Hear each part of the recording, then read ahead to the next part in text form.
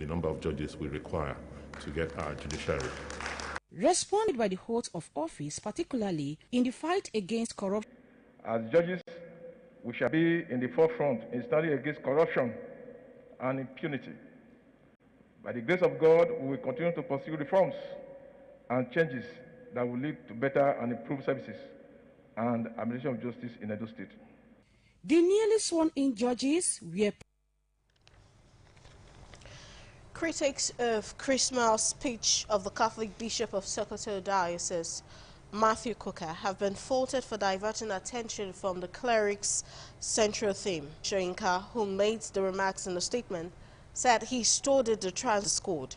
He, however, noted that he was not among the most religious persons in the world, saying without a loan he was stowed, disqualified him from commenting. Frustrated has announced the imposition of a fresh ban on the activities of viewing and event centers across the state following increase of COVID-19 infections.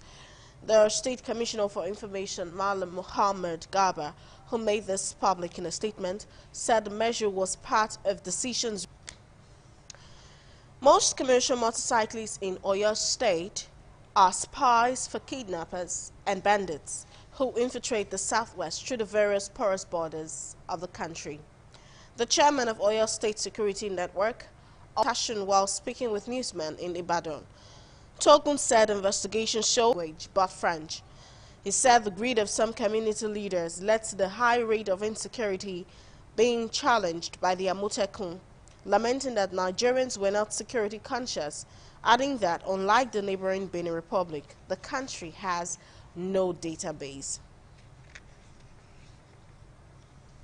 This is the world news on independent television.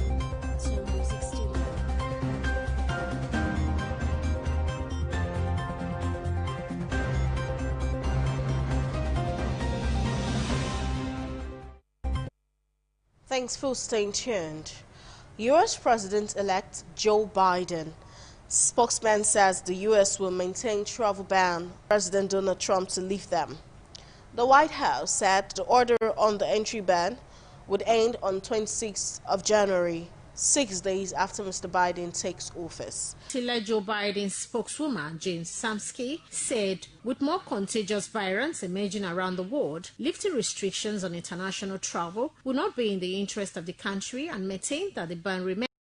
The U.S. government had imposed the restriction on Europe last March and the Brazilian entry ban in May 2020. However, the White House had issued a statement that President Donald Trump has signed an order lifting the entry points on the UK, Ireland and Schengen, a round of Europe that allows travel across open borders, and Brazil from 26 January. The order said the travel bans for China and prevention said air travelers arriving in the U.S. from 26 January will have to provide a negative COVID-19 test or proof of recovering from the disease to enter. Ms. Samke had tweeted immediately after the travel ban be lifted that and others who believed President Donald Trump's claims that the election was stolen from him. Deborah Obefun reporting.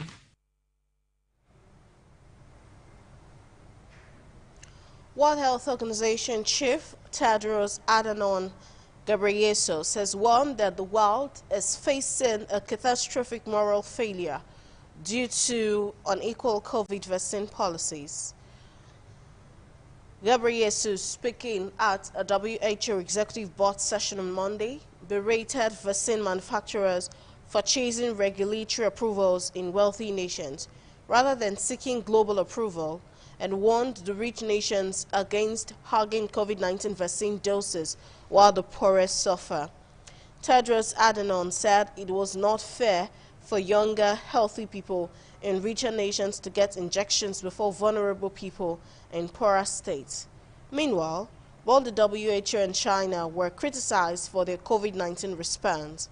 An independent panel commissioned by the WHO said the United Nations public health body should have declared an international emergency earlier, and also rapped China for not taking public health measures sooner. So far, China, India, Russia, and UK, the US have all developed COVID vaccines, with others being made by multinational teams like the American German Pfizer vaccine. amongst all of these nations, have prioritized distribution to their own population. An Italian centenarian has become one of the oldest people in the world to get a COVID-19 vaccine months after she survived the coronavirus infection. Fatima Negrini, who was due to turn 109 on June 8, received the jab on Monday along with other residents of the Anni Azzurri San Faustino Care in Milan. Italy began coronavirus vaccination on December 27 and has since inoculated 1.15 million people.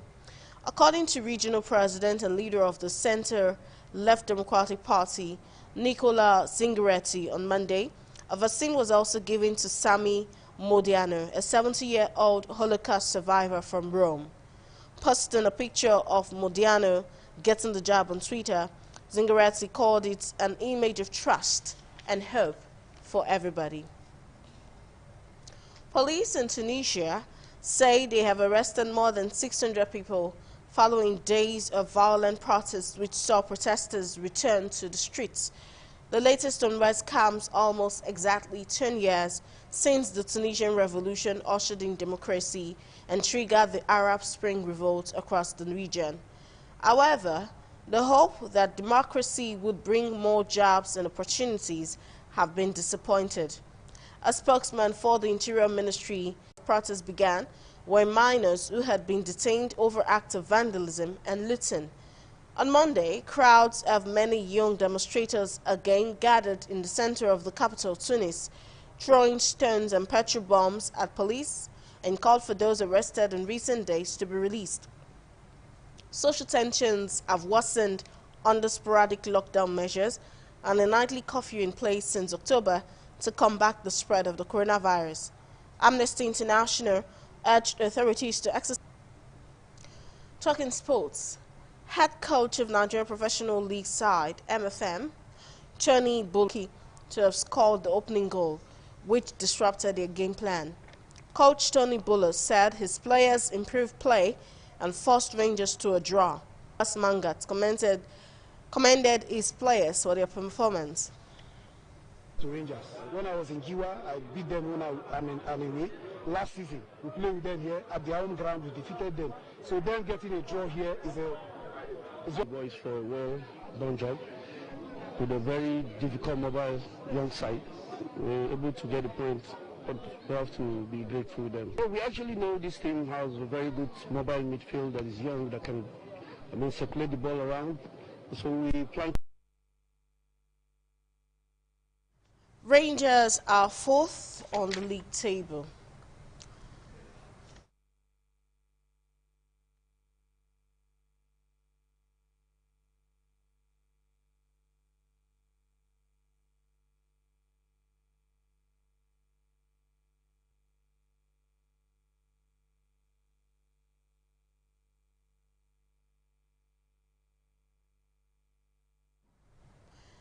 Rangers are fourth on the league table.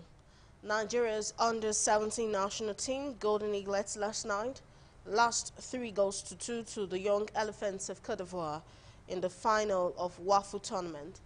The Ivorians were 3 goals up before the Golden Eaglets rallied to pull 2 goals back. They scored the opening goal for Ivory Coast.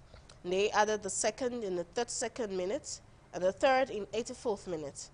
In the second half, Abdullahi scored 2 late goals for Nigeria, but the effort time.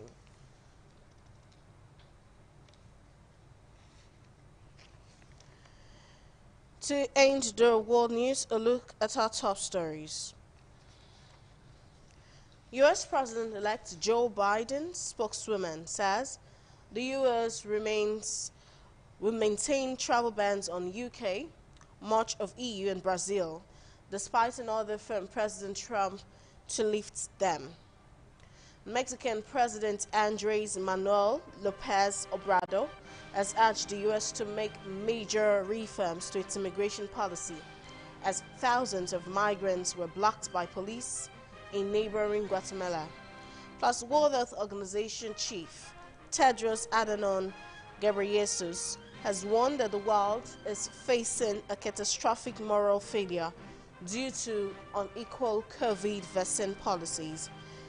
On behalf of the news producer Deborah Ogbefun and the production team, I am Daisy Leo Asikidi.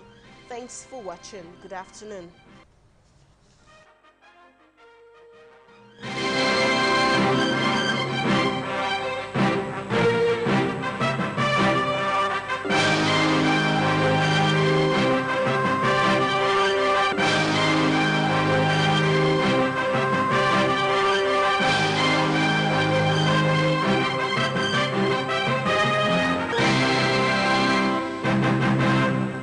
Independent television, certainly the best.